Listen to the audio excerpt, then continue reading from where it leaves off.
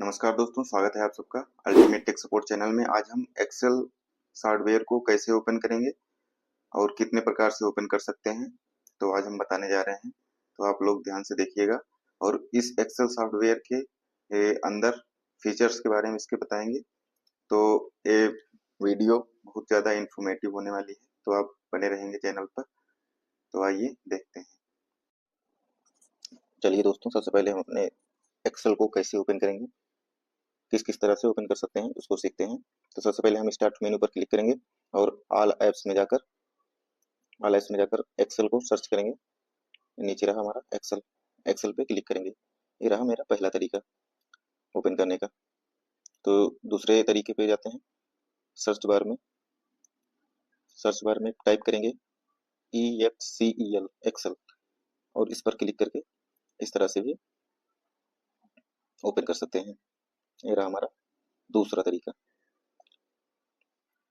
और तीसरा तरीका हमारा रन कमांड का रहा, Windows+R, उस पर क्लिक करेंगे। ये हमारा पहले से एक्सेल लिखा हुआ है, आप लोग लिख लीजिएगा और नॉर्मली ओके पर क्लिक कर दीजिएगा, तो ओपन हो जाएगा एक्सेल रन कमांड के जरिए। और चौथा तरीका ये है हमारा शिफ्ट कंट्रोल विंडो आल्ट को एक साथ दबाकर एक्स को दबा देंगे, यानी कि shift control window alt plus x, तो हमारा एक्सेल ओपन हो जाएगा।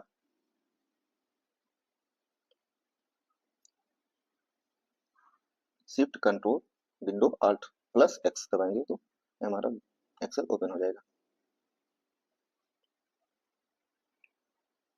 तो सबसे पहले हम अपना जान लेंगे फाइल के बारे में। फाइल में जो जैसे नॉर्मली रहता है, info, new, open, save as, ऐसे रहेगा।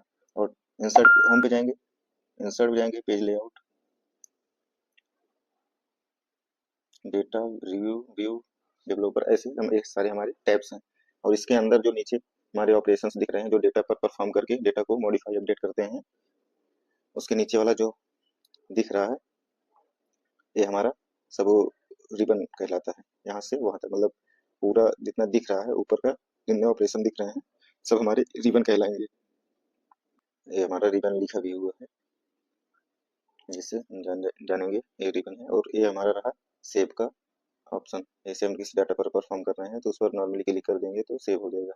और उसके बगल अनडू और रीडू का ऑप्शन है। जैसे कोई कुछ गलत हो जाता है तो उसको वापस लाने के लिए और हटाने के लिए अनडू रीडू कर सकते हैं। और ये हमारा नेम बॉक्स है।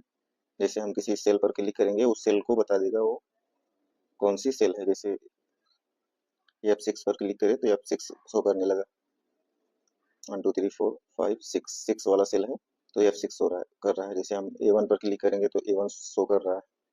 इसी प्रकार हमारे जिस सेल पर हम क्लिक करेंगे, जिस सेल पर हमारी कर्सर होगी, उस सेल को वो बता देगा कौन सी सेल है। और ये रहा हमारा फार्मूला बार। फार्मूला बार में जैसे हम किसी बड़े डेटा पर काम करते हैं तो हमारा फार्मूला उसी सेल में या बड़े डेटा में छिप जाता है, तो यहाँ पर हम अपना फार्मूला देख सकते हैं, इसलिए फार्मूला बार ऊपर रहता है।